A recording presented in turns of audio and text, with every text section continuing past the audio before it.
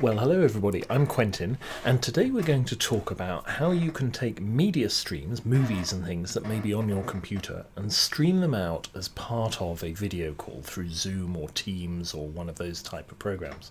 We're very used to doing this kind of video chat thing where a webcam, a USB camera attached to your computer sends the video out. But suppose you want to mix and match a bit. Suppose I wanted to put a little video in the corner of the screen here, or I wanted maybe to include two different cameras. How would I go about doing that on a Mac? That's what we're going to look at today, and we're going to do it all with free software. Let's take a look. So let's have a think about the inputs and outputs of a typical call on, say, Zoom. Now this is all fairly obvious stuff. We have a camera here and a mic here which are local to me. They may be separate devices or they may be built into my computer, and they provide input to Zoom which is sent out to the people at the other end, and the sound that comes back from the people at the other end comes out of a speaker, and probably video coming out on my screen as well. But if you wanted to start adding other inputs in here, like say the playback of a movie, then there's a limited number of ways you can do it with Zoom. Basically, you can do screen sharing, and you could then play the movie on your screen, and hopefully people at the other end would see it and hear it if you had the audio set up right. But it's a little bit messy, it's not very efficient, there can be issues with things like audio synchronization, and you have very little control over, for example, how much of the screen is you and how much of it is the movie, or whether you appear at all. All of these things are much more under the control of Zoom. It's fairly straightforward and easy to do that, but maybe you want to take it a little bit further. Let's compare that with another program called OBS. This is the Open Broadcasting Studio, or Open Broadcasting Software, I think it's called. And you may have heard of OBS. It's basically a very sophisticated bit of software for streaming and recording. So it will, for example, allow you to take multiple camera inputs, some movies, some content from your screen, mix them up, and then stream them out via YouTube, or maybe record them to a movie file on your disk. It's free, open source software. You can find it at obsproject.com, and it runs on Windows and the Mac and Linux, I think, and so it's really very powerful. It takes a little while to get used to, but let's take a look at that. So if I just fire up my copy of OBS here, and you'll see some of the stuff that I have set up on it. What you've got here essentially is this is what's currently being output by it. If I was to start recording, then what you'd see is what's currently on this camera here, in this window here. We have some scenes set up here. These are just ones I've used for various different environments. Let's pick this one. So this is the video from the camera in my iMac, and I've included various media sources here, the iMac camera, and you'll see even now I can do, fun things like scale that, or zoom in on it and so on, which is more control than you would get with something like Zoom. I've also got my Blue Yeti microphone here, so when you see references to Yeti, that's my external mic. And those are the two sources I've got here, and I could just click start recording and talk to the camera, and it would be recorded to the disk. Very simple. However, even this conceals a lot of information here, because if I click on iMac camera here and click on filters, you can see that I've actually got a couple of filters set up here, one which makes the image a little bit warmer, one which makes it a little bit sharper, and those are controls that I'm applying to the video image that's coming out of the camera before it gets streamed to disk or streamed to YouTube or wherever. And there's lots more you can do here, and you can add extra sources to these scenes by clicking here, and you can see there are all these different types of sources. You can put an image onto the screen, you can add a video here, and we'll come back to that. You can put some text on the screen and so on. But even this allows you to set up different audio-visual worlds and switch between them. So my other camera is over there, and or I can, here's a simple one. Here I've got my original iMac camera, but I've put my university affiliation on it. If I'm looking at my second screen over here, then that's fine. I'm not going to have eye contact with that. So wouldn't it be nice if when I was sharing that second screen, I also switched to that video camera. So there you go, that's sharing my second screen, and you can see that my line of sight is much more, my eye line is much more pointing at you there, and so on. You can even have two views of me at once, as if anyone would want that. Or this is perhaps more useful. This is me in the corner up here, and this is a document camera looking down at my desk, so I can put stuff here and maybe draw stuff and show you it while still talking to the camera, and so on. And you can, of course, include movie sources as well. So this is me on a ferry going to the Isle of Lewis in Scotland last year, and I'm still talking to you in the corner here. And in fact, you know, we could augment this in various other ways as well. So you can see it's a very flexible bit of software. I'm not going to talk too much more about it, though we will come back to it later, but I just want to give you an idea of the kind of things it can do if you're streaming to YouTube or recording to disk. Okay, let's kill that for the moment. So wouldn't it be nice if you could take all of the flexibility of something like OBS and all the ability to handle all of these different inputs and somehow send that out over Zoom? And the good news is you can. Okay, so the key thing is that Zoom is expecting something that looks like a camera.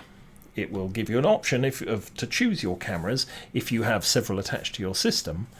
But if something can create a bit of software that looks like a camera, a virtual camera, then Zoom can also take that as its video input, and OBS is able to do that. You might have noticed there was a little button called Start Virtual Camera. Well, let's do it actually. Just if I fire up OBS here, and I'll also fire up Zoom, and I'm going to start a new meeting. So at the moment, this is what Zoom is seeing. If I look here, you can see that Zoom is actually using my Logitech StreamCam. But if I come here to OBS, I can click Start Virtual Camera. Well, I haven't completed the installation of this one, so I need to do that. Right. Now a virtual camera is running, and if I go to Zoom now, no bother, I have to restart Zoom having done this. Let's quit Zoom and come back again. The virtual camera software wasn't installed before, so Zoom didn't know about it. But if I now go to Zoom, you can see it's actually using the OBS virtual camera here. And so what I'm sending out over Zoom now is whatever OBS is putting out. So if I want to, for example, send 2 copies of myself to the people on the other end of the Zoom call, I can do that. Isn't that fun? And similarly, if I wanted to share my document camera output with them, I can do the same. So I probably in this case would have I would choose the Yeti as my microphone, I would choose the OBS virtual camera as my camera, and there I'm all set up. This is great. This gets you going quite a lot of the way, and you can really impress your friends by, partway through your Zoom call, putting up your affiliation on the screen or something. Of course, it's reversed here because by default Zoom will mirror your screen so that it feels more natural when you're interacting with it. And so there's probably an option to turn that off, actually. I think there is somewhere under the video settings, but you'll get used to the fact that text and so on, as seen in Zoom, will read backwards. It'll read the right way around for the people at the other end. Okay, so we can set up one of these virtual cameras. We can tell Zoom to use that as its input. We have all of the flexibility of OBS here. We can feed it into Zoom, and that's what people at the other end will see. That's great, isn't it? In fact, for the purposes of discussion, let's just simplify it and assume that all we've got here is a camera and a movie playing into OBS. But there is an issue that we haven't thought about here. What's handling the audio? You see, in the simple case where you're just concerned about the images, you can set Zoom to use whichever mic you want to use, and that all works fine. But suppose this video here has audio associated with it, and you want that audio to go here as well. You see, OBS can be a virtual camera, but it isn't a virtual microphone. There isn't an easy way to tell Zoom that the microphone, the audio, should come from OBS as well. And so that's basically what we need to look at here, to have a complete, sophisticated way of piping our media between these two kinds of applications. Now, one thing to mention here is that some applications don't necessarily recognize virtual cameras, even though they recognize real physical cameras. And at various points in its history, Zoom has had this challenge. The version of Teams I'm using at the moment also doesn't recognize virtual cameras. But there is a way around this. In general, for many apps, this happens because when the creators, the developers, produced the app, they signed it with a special signature that says these are the kind of devices that this app is going to want to get access to. And if they leave out virtual cameras at that point, then you'll find that your OBS virtual camera doesn't appear in the list and you're thwarted.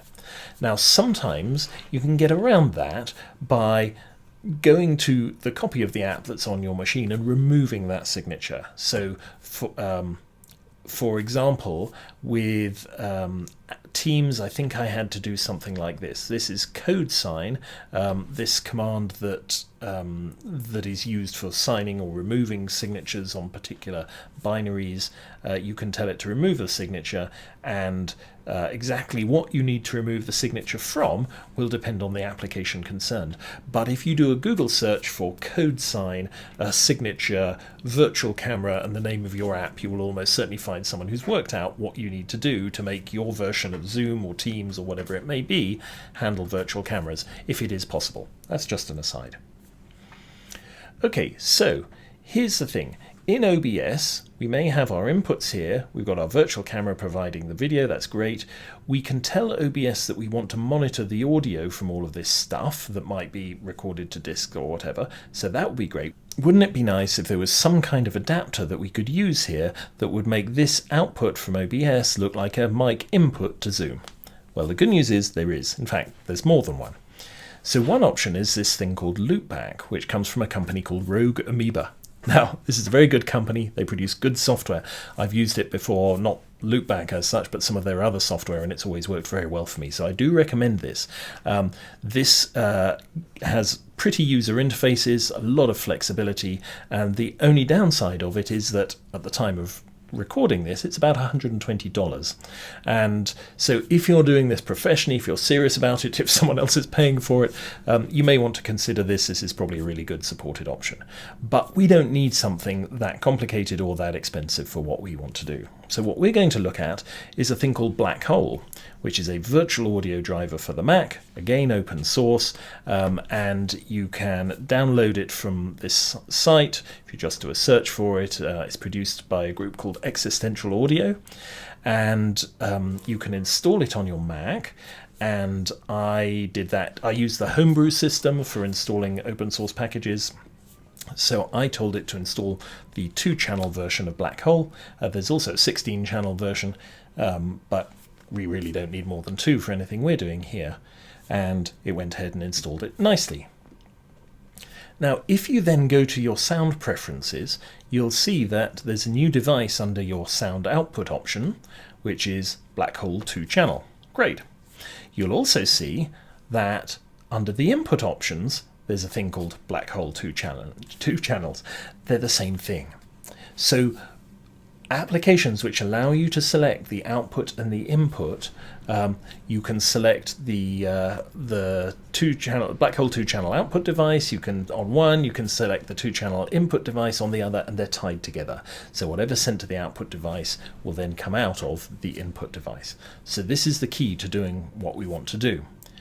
You'll notice, by the way, that this device has no real controls. There's almost nothing you can do with this except send audio to it or read audio from it. Well, there's a little bit more, but we'll come back to that in a sec. So what we can do is put BlackHole in here, and this will actually connect the two up. Let's have a look at how we would do that. So here, as I showed you, under my system preferences, if I go to sound, you can see the BlackHole devices there, both in place.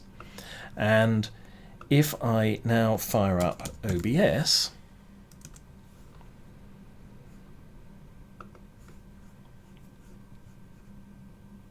actually, let me do this in Zoom first of all. Here I can choose my microphone input. That's easy. It's going to be the BlackHole device. And in OBS, I need to say that I want the monitoring output, any of these devices I'm monitoring. Let's go to a simple one here. Let's go to one that has me with my holiday movie here, right? I have my Yeti microphone, I have the and I have the Stornoway video here, both of which are producing audio output. And what I need to do is, firstly, for each of these devices in the audio mixer, I need to click on the little cogwheel here and go to Advanced Audio Properties. And I need to make sure that this device is set to monitor and output. Now, the output stream is not what we're dealing with here. The output stream is what you'd use if you were streaming to YouTube or recording to disk. We're going to take advantage of the fact that you can also monitor these streams, and we're going to use that as the way we get our audio into the into Zoom. So normally you'd use this monitoring to listen to what's going on through headphones, for example. But in this case, we're going to set both of these to monitor and output, and that means that they're outputting some monitoring audio. Where are they sending that monitoring audio? Well, then we go over to the main settings here, and we click on the audio settings, and down at the bottom we can see what the monitoring device is, and we set that to be the BlackHole 2 channel. And what that then means is that anything that you're monitoring here will output its audio to something. Oh, this is the screen you get, by the way, when the virtual camera isn't running. There you go. Let me start the virtual camera. There you go. So now, if we look at the audio settings in Zoom, you can see that there is audio coming here from the BlackHole 2 channel input. And in fact, let me see if I can find some something that has. There you go. This is a movie that has some audio on it. You can see it's playing back here. If I actually mute my microphone, you can still see that the audio here is coming from there is some audio coming in from the video source here. So that's a way. Well, that's the first stage of how we get our audio from OBS into Zoom. So just to remind you, you tell each of these sources that you want to be able to monitor and output its audio, and then you go into settings and the audio section of settings, and you say where that monitored audio ought to go, and that's BlackHole 2 channels. And then over here you select the BlackHole 2 channels as your input device, and hey presto, we have exactly what we want. Okay, let's quit those again for the moment. Now, this is all very good, and it works nicely, it will do what you want, but it has one real problem that you might have noticed, and that is we can't hear the video. So imagine that you've got a video of some research work you're doing, and you're playing that to the other people at the conference, and they're terribly impressed because they can hear it, but you can't hear it as well. And sometimes it's useful, especially if you want to make comments as it's going along about what's being said. You want to be able to hear it at your end. And there's a problem there because there's only one audio monitor output device from OBS, so we don't have an easy way to send that to something local as well. So we need to take one more step here. We need to create what's called a multi-output device, which looks like a single device to OBS and simultaneously sends the audio both to BlackHole and to some local loudspeaker. Now, in reality, remember we still have a mic that's probably live here, so unless you mute that mic, you're going to have a problem with the sound from your video coming out through the speaker, going back in the mic, multiple copies of it going through Zoom, and so on. So in actual fact, what you probably need to do is have some sort of headphones at this end if you actually want to listen to the other audio that's coming from here and monitor it back. So that is a limitation, and when I've done this, I normally don't use headphones when I'm talking on Zoom or something, but if I want to listen to actually what's being sent over to the other end, then I just put an earpiece in and put some headphones on for that. Okay, so question, how do we come up with one of these multi-output devices? Well, this you do by a bit of software that's built into the Mac, but not that many people know about, which is the Midi audio configuration.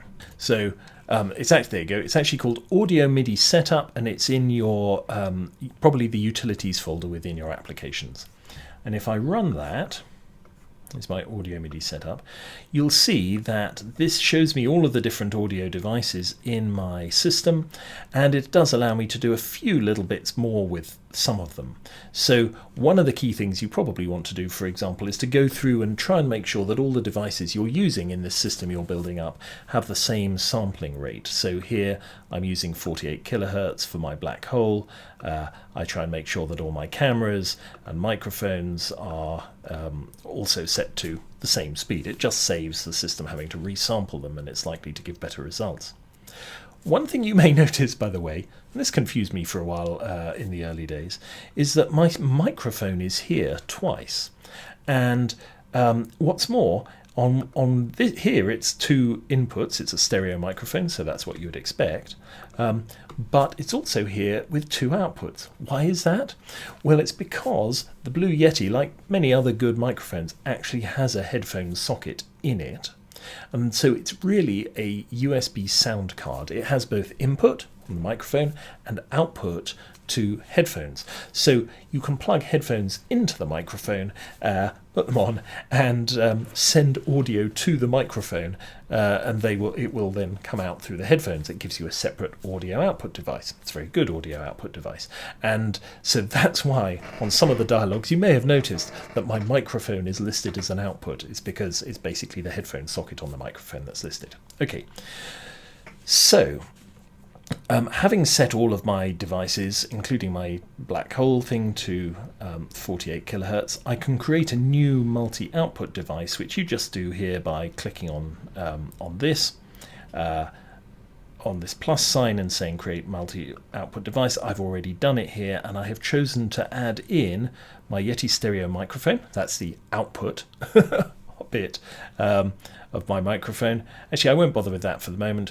I'm just going to have, actually no, I want the built-in output, and, sorry, I just want the built-in output, which is in fact going to be headphones, because I'll have headphones plugged into my headphone socket. That's the speaker that's built into my Mac, and the black hole 2 channel. So what this is saying is anything that's set to this multi-output device will go to both of those. Now there is an issue with black hole, I gather. I haven't encountered this, but it's a good idea if black hole is not the first device here, and you want to make sure that the master device here is set to a genuine audio device. That's something they just advise on the black hole page, and that's the reason I was clicking and unclicking the use things here to get them into the right order. So that's just a little potential gotcha. But once you've done that, basically then you can go to OBS and here, and what I would now do is go into the audio settings here and set my monitoring device to be my multi-output device. And then, oh, you can actually probably hear that audio coming through now. I wanted to be able to claim this as a business expense, so I will turn it off. In fact, what I need to do is plug my headphones in. As you gather, I'm getting feedback because I don't have the headphones plugged in at the moment. So let's stop this. But that's all you have to do. Go to audio, make sure that the multi-output device is selected.